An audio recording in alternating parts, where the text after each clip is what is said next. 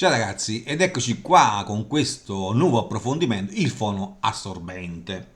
Tutti lo conosciamo, chiunque abbia in qualche modo progettato un piccolo diffusore ha avuto a che fare con questo materiale. Sappiamo che ce ne sono di vario tipo, a seconda dei materiali, giustamente. Qui vi ho elencato i più diffusi. Ovviamente, oltre ai materiali fonoassorbenti, esistono anche i materiali fonoisolanti. Questi fanno parte di quei materiali utilizzati per il trattamento acustico, non solo voglio dire per quanto riguarda i nostri box, casse acustiche, ma anche in edilizia, ok? E quindi da qui anche la correzione ambientale, che vedremo meglio in seguito quando mi deciderò di fare questo tutorial sul trattamento acustico. Ok? Dalle caratteristiche di questi materiali ne scaturiscono giustamente i coefficienti di riflessione, assorbimento e trasmissione, ok? Delle pareti comunque dei corpi dove sono posizionati, ok? Ma ripeto, lo vedremo meglio in seguito. Il fenomeno che è interessato il fono assorbente riguarda la termodinamica, la fluidodinamica in qualche modo, quindi di conseguenza anche la legge dei gas, ok? Di qui la formuletta. Metterò sempre delle formulette di riferimento per chi fosse interessato a un piccolo approfondimento matematico, ok? Dicevo, il fenomeno che riguarda il fono assorbente che ci porterà poi eventualmente vedremo se o non a un aumento di volume, ha una trasformazione con un regime adiabatico verso isotermico, cioè il fonoassorbente in questo caso funge da una sorta di catalizzatore, cioè favorisce questo fenomeno, ok? Questa trasformazione da adiabatico a isotermico. Ma giustamente qualcuno che al limite fa altro nella vita, si può chiedere ma cosa vuol dire una trasformazione isoterma o adiabatica? Non saprei. Effettivamente è giusto che sia così, ognuno il suo. Una trasformazione con regime isoterma vuol dire che la temperatura in questo processo, in questo fenomeno, resta costante. E qui la formuletta di riferimento. Mentre una trasformazione diabatica è con regime qua, laddove il calore non viene trasmesso o diffuso verso l'esterno o verso altri sistemi, ok? Quello vuol dire. Nella fattispecie, in questo approfondimento, non tratteremo l'aria nel particolare, ok? Ma le molecole dell'aria. E giustamente qualcuno si chiederà cos'è una molecola, giusto, anche se questo insomma è stato studiato anche, se ben ricordo, anche alle scuole medie. O comunque sia, la molecola, sostanzialmente detto in breve, è la parte più piccola di quella sostanza che ne conserva ancora tutte le caratteristiche, giustamente, sia fisiche che chimiche, e insomma, tutto quello insomma, che appartiene alla sostanza stessa. Nella fattispecie l'aria, ok, è composto principalmente da azoto e ossigeno, quindi ci sono gli atomi riferiti a questi due gas, ci sono anche gas diciamo minori. Per questo motivo l'aria è un gas considerato per certi versi ideale, ma non lo è, e anche il suo comportamento è lineare entro una certa misura, poi diventa non lineare. Ok? Di conseguenza tratteremo le molecole, quindi densità molecolare, velocità della molecola, temperatura della molecola e di converso anche la pressione, riferito sempre alle molecole, ok? Giustamente chi non è avvezzo in materia dovrà in qualche modo sapere che il suono, come abbiamo spiegato nei tutorial passati, è un'onda meccanica, è una perturbazione di pressione che si sposta attraverso l'aria, quindi il mezzo in questo caso è l'aria. In questa simulazione si vede l'onda di pressione che viaggia, vedete? È un'onda meccanica che trasporta energia senza il trasporto di materia. Cosa vuol dire? Le molecole dell'aria che tratteremo, se voi vedete quando arriva l'onda, questa si muove sulla sua posizione, prendendo di riferimento questa rossa, come con le altre, oscilla sulla sua posizione, dicevo, ma non viaggia, non si muove con l'onda stessa. Ecco che trasporta energia, ma non trasporta la materia, ok? Scusate. Ora, quando abbiamo questo altoparlante in aria libera, le onde di pressione vengono generate, ovviamente, ma eh, questo processo, questa oscillazione è veloce. A 20 Hz abbiamo 20 oscillazioni al secondo, sono veloci, molto veloci. Possono sembrare lente per certi versi, ma non lo sono. Immaginiamoci poi 20.000, sono molto veloci.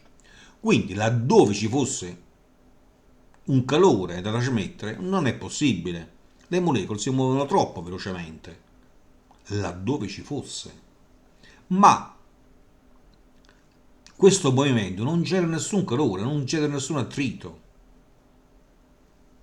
E anche se ci fosse attrito e ci fosse calore, il movimento e anche la distanza, volendo, non favorisce la trasmissione di calore. Quindi sostanzialmente è un processo adiabatico. La diffusione termica che stiamo trattando, ok? Può essere generalizzata attraverso questa formuletta. Bene, ora se questo altoparlante lo installiamo su un box chiuso, ciò che ne scaturisce, ok, può essere considerato adiabatico o isotermico, ma sostanzialmente è ancora adiabatico, perché è pur vero che le molecole dell'aria in questo box, ok, chiuso, oscillano, ma comunque oscillano ancora velocemente, non hanno possibilità di uno scambio di calore, non c'è un vero e proprio, voglio dire, perdono, non c'è una vera e propria possibilità di, che si possa generare del calore, non c'è un attrito vero e proprio. Ok, quindi sostanzialmente non c'è nessuna modifica energetica al sistema, sostanziale, no, ok? Ma l'aria, essendo spinta dal movimento dell'altoparlante, si compatta, quindi il sistema diventa più risonante. Difatti abbiamo un nuovo sistema, un nuovo Q, non più il QTS dell'altoparlante, ma un QTC, ok? Dato dall'insieme box e altoparlante, che è più alto, risuona più alto, ok? Ma il volume di per sé è statale, quello fisico, quello reale, ok? Quando invece andiamo a inserire un materiale fonoassorbente in questo box, cosa succede? Abbiamo un processo adiabatico o isotermico, secondo voi? Allora, abbiamo detto che il movimento del cono spinge l'aria, sollecita l'aria, le molecole iniziano a oscillare come abbiamo visto, l'onda di pressione inizia il suo viaggio, attraversa il materiale, ma ahimè in questo caso c'è questo materiale, il materiale più compatto dell'aria, le molecole nella loro oscillazione urtano il materiale, passano attraverso gli interstizi, gli interspazi, mettete come preferite, si crea dell'attrito in questo caso, toccano le pareti, toccano il materiale, l'attrito genera calore, viene ceduto del calore al materiale, in modo irreversibile oltretutto, perché una volta che si è generato il calore, questo calore non può essere trasformato di nuovo in energia cinetica per accelerare o mettere comunque in movimento una molecola d'aria. Non è pas possibile. Quindi è un processo irreversibile. Quindi abbiamo una perdita di energia. Ma proprio questa perdita che crea uno smorzamento, un minore oscillazione della molecola dell'aria, ok? Crea uno smorzamento a tutto il sistema. Quindi cosa vuol dire? Che le molecole, oscillando di meno, avendo meno energia perché l'hanno ceduta, sono meno tese, diventano, diciamo, il sistema molecola nel suo insieme diventa più elastico. E più elastico vuol dire più cedevole. più cedevole, è come se fosse più grande questo volume d'aria, ovvio. Ma non solo, c'è un effetto combinato. Quando l'aria soggetta al movimento deve attraversare il fonoassorbente, è costretta a un percorso non dritto. Quindi, per certi versi, poi vediamo meglio, è come se impiegasse più tempo a raggiungere una data, un dato punto, una destinazione, no? Allora, se io impiegherò più tempo a raggiungere una destinazione è per due motivi. O sono più lento o la destinazione è più lunga del previsto, è più lontana del previsto e quindi devo percorrere più spazio. Ma la sostanza non cambia. Per l'altoparlante lo stesso non cambia. È come se lo spazio fosse maggiore. Ok? Quindi si crea questo volume virtuale apparente che sia. Si crea. Lo dice anche la matematica.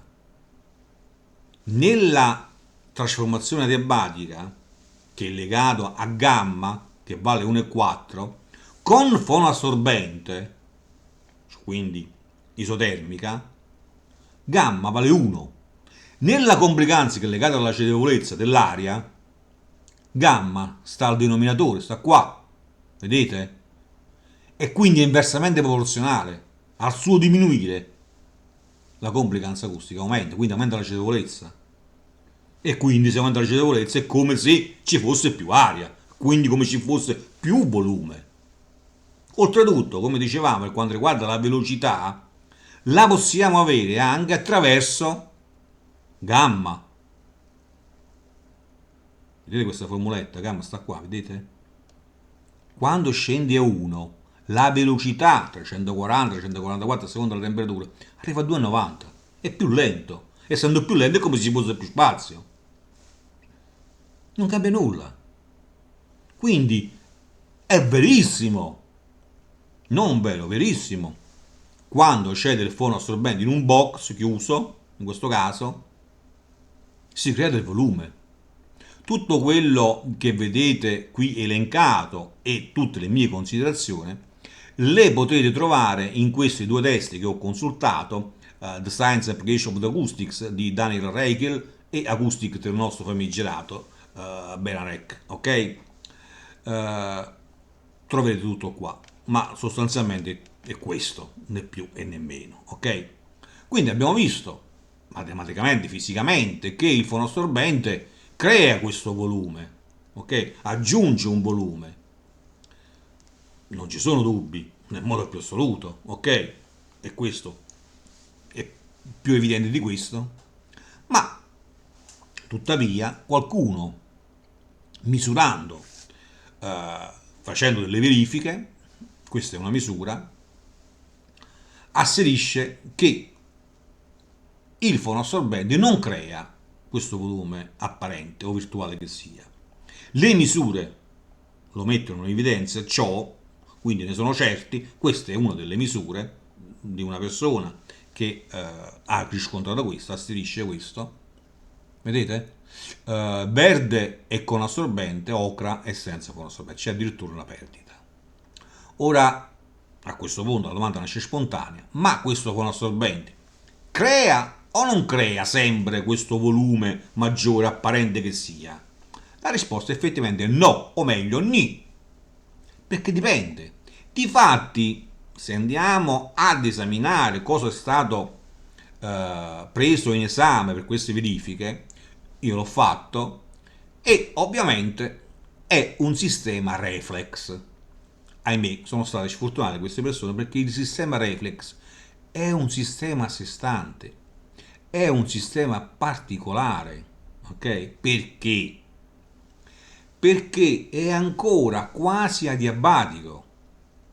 Non c'è uno scambio di energie e quindi non si possono verificare quelle condizioni che permettono, come abbiamo visto, un volume maggiore, cioè il crearsi di questo volume maggiore. N'est pas possible. L'aria nel bus reflex, ok, si muove velocemente. C'è un foro, c'è un condotto, ok? L'aria, oltre a essere in contatto con l'ambiente esterno, ok? All'interno si muove così velocemente che, come dicevo, non c'è scambio di calore, nemmeno nel fonoassorbente. Anzi, nel fonoassorbente abbiamo solo le perdite, ok? Nient'altro. Difatti, in questa risposta noi troviamo una perdita. Nei sistemi come la SP, le perdite comunque ci sono, ma vengono compensate dall'aumento del volume. In questo invece, non avendo un volume aggiunto, questo virtuale, un aumento di valore, pardon, di volume, non c'è, non ci restano quelle perdite e quindi diventano evidenti. Ok?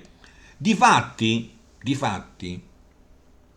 nei sistemi reflex il fonoassorbente deve essere usato con parsimonia, con molta cautela. Non a caso, non a caso, in alcuni simulatori, e mi sembra tra questi anche Bus PC e la sua evoluzione che adesso non mi ricordo, quando voi selezionate Bus Reflex vi dà due possibilità, o nulla, senza fonoassorbente, o solo sulle pareti. Stop. Non a caso. Non a caso. Perché se aumentate il fonoassorbente in un bus reflex, aumentate le perdite. Non solo aumentate le perdite dovute al fonoassorbente, ma aumentate le perdite per soffocamento in questo caso, perché l'aria non circola, quindi non riuscirà diciamo, a verificarsi la risonanza dovuta al condotto, perché la risonanza dovuta al condotto, la FB, è dovuta al movimento dell'aria. Voi ostacolate l'aria col fonoassorbente, ostacolate la risonanza. Quindi è un caso particolare, un caso limite il bus reflex. Il fonoassorbente crea un volume apparente o virtuale che sia, ma non nel bus reflex. Mi dispiace. Sono stati sfortunate queste persone che hanno misurato il bus reflex. Se avessero misurato un SP avrebbero notato che il fonoassorbente crea un volume virtuale. Ok?